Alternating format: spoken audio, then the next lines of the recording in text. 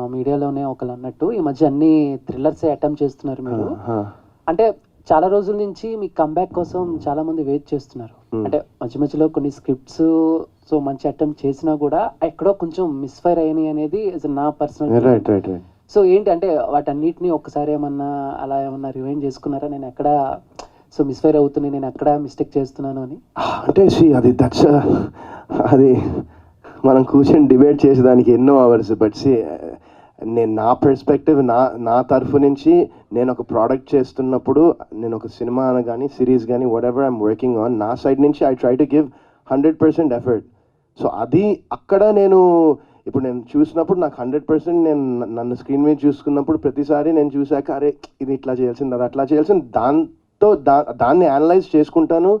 And at the same time కొన్ని when it work out అయిందంటే ఏదైనా ఇవేం ఆలోచనలు రావు. When it product doesn't work 1,00,000 ఆలోచనలు వస్తాయి. సో నేను ఏం చేశానంటే బేసిక్గా ఆలోచనలన్నీ పక్కన పెట్టేశాను. నా సోల్కి నాకు ఒక ప్రోడక్ట్ చేసినప్పుడు సాటిస్ఫాక్షన్ ఉంటే అది చాలా అనుకుంటున్నాను. Obviously numbers and everything that's it matters at the end of the day.